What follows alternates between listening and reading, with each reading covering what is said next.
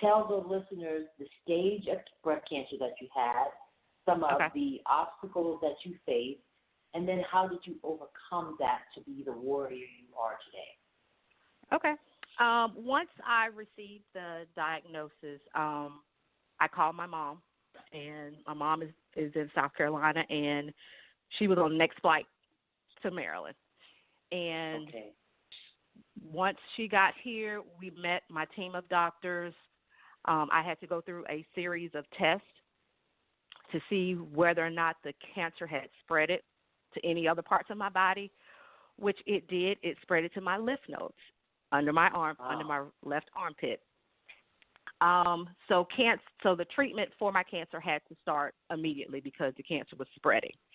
So before we began chemotherapy in April, the entire month of March, because I don't have any children at the moment and I want to become a mom in the near future, I was recommended to go to a fertility specialist and have my eggs frozen.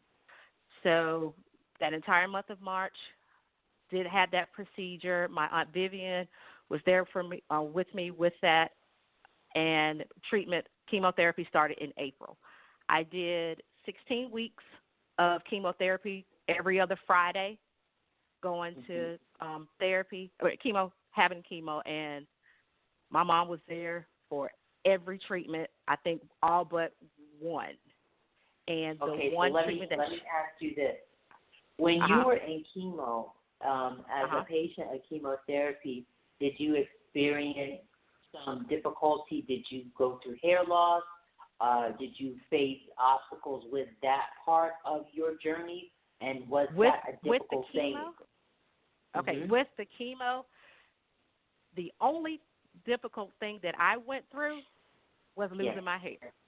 I never got sick.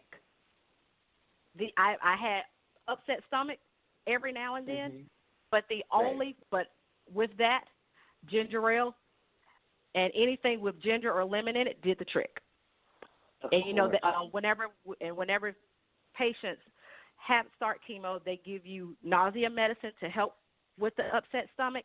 I never once had to open that bottle. That's a blessing. God was with me the entire time. And one thing as a woman, this is the question. You lose your hair. You're in the mirror. How was that for you to experience the hair loss? I was devastated. My hair didn't start coming out until my third round of chemo, and it started coming out in clumps. And I immediately called my mom. She got on and she got on the next flight, and my uncle cuts hair. So when my mom came, she flew up. We drove to Harrisburg, which is about an hour and a half from where I live, and my uncle shaved my head because I told my mom I did not want to see my hair coming out anymore. Let's go ahead and do it and get it over with. That was the most traumatic experience that I had went through going through chemo. I had a wig made by one of my former principals and colleagues, but I only wore it one time because it just wasn't me. And I immediately embraced my baldness, and I started wearing. I think that's actually a badass female, because even with hair, without hair, your crown and glory is your head, and God bless you with that. And then on top of that, I just love you for your strength. So let me bring Mom in. Miss Young is her last name, correct? Yes. All right, so let me hear from Miss Young and see what she has to say as the mom about your experience and hers too. Miss Young, I got you on the line. You want to tell me some of the feelings you felt when you had to bring your daughter to get a haircut and the things that you endured with her? Well, when I initially got the call, that was my weakest point. I cried. My husband had to come and get me from work. I wasn't able to drive home that day. But that was the day I decided that I had to be strong for her. If I was weak, then she would have been weak. I said, so God, let me get it out. I put on my armor. I got on that plane, and I went to battle. The day that I went there for when she was losing her hair. Yes. When I seen her, my nerves quenched, but I could not allow her to see that. Right. My response to her, God gave you that hair. He counted every string when he put it there. Right. That's nothing but hair. Amen. You'll get that back. You'll get it back. Right. So that's right. If your uncle is going to shave your hair, let's go. We went and got her head shaved because I knew then if she ever seen me weak, she wouldn't have a chance. That's right.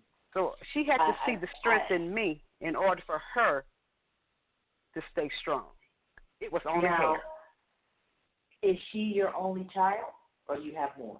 No, she's my first child. Amen. So how long did you stay with her? How long did you stay with her before you went back home, or did you stay with her throughout her journey? I came in on a Thursday, and I left back out on Friday. I had family members. If I didn't fly, I had family members that drove me. I never missed a chemotherapy appointment. I wasn't there for every radiation appointment, but the chemotherapy, I was right there. You're amazing. I wanted to say I think that's a wonderful story because, to be quite honest with you, I am a recent breast cancer survivor. I was diagnosed back in April, and I had the surgery August 26th. I had a double bilateral mastectomy and then breast implant. And honestly, my mom passed away when I was 18, so there was no mother, there was no cousin, there was no dad. I endured all this by myself.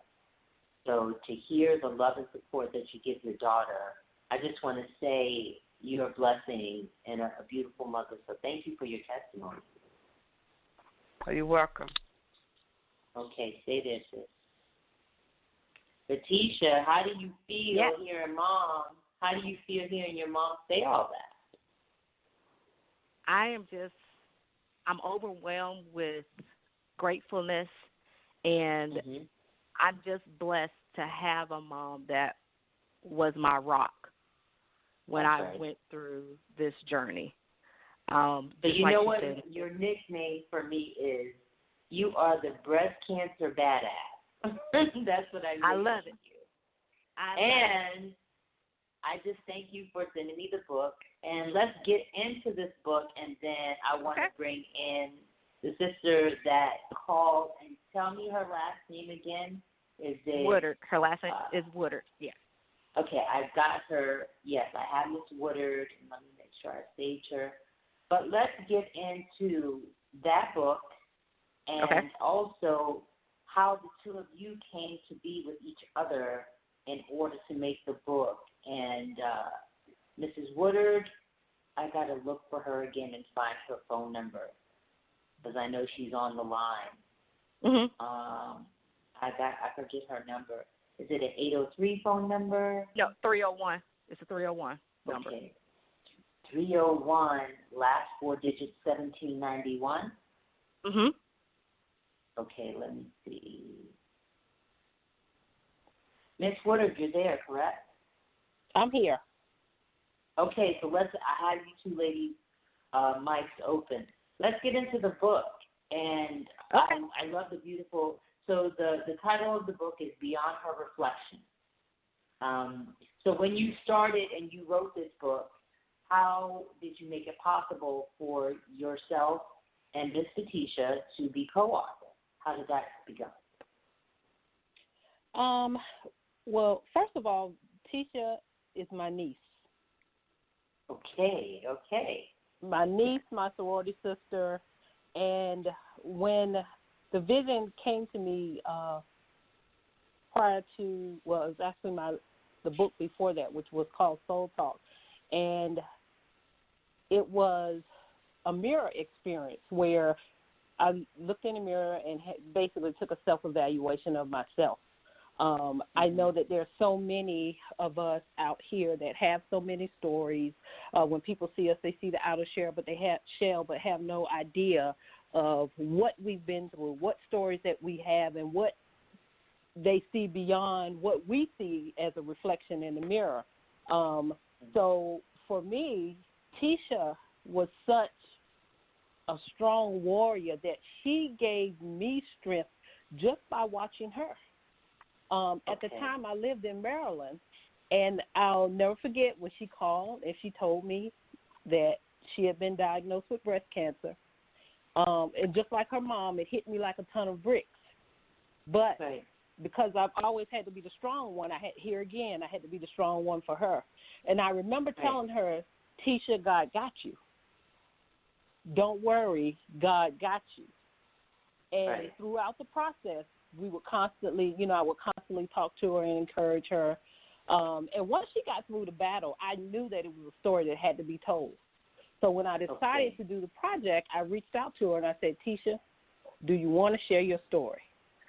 I think your story will impact many lives because we know that breast cancer is so prevalent in the America now, or just everywhere, that in the black community, people need to understand. Like, I don't know, I'm not trying to be a person of race or play the race card, but when it comes to women of color, breast cancer is running rampant in our community, larger than it is in a Caucasian woman community.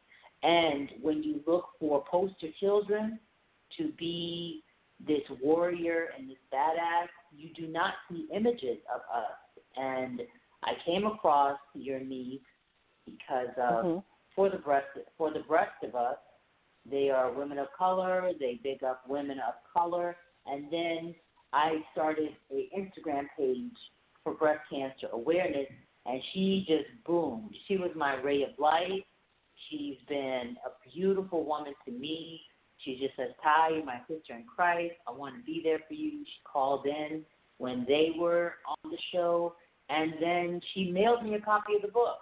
I have a copy of you guys' book, and I want to thank you for bringing her into this. So, Tisha, when your aunt brought you into the program, to the process, how did you feel? Was it apprehension, or did you say, let's definitely. do it? When Tammy first asked me to be a part of this project, I hesitated because I didn't want to relive it. And I had a conversation with her, called Mommy again, had a conversation with her, and she pretty much told me, Tisha, this is bigger than you. Mm-hmm. Your story is going to help so many people. You got to get through, you got to push past the emotions, you got to push past those feelings and get this book written, get your story written. As I was going through that process, there were so many times as I was writing the story, I had to stop because the emotions were at an all-time high. I was crying, just very emotional. I called my mom, and Mom was like, keep pushing. I would call Aunt Tammy, keep pushing. I would call my Aunt Viv, keep pushing. And they just kept encouraging me to get it done because this is bigger than you.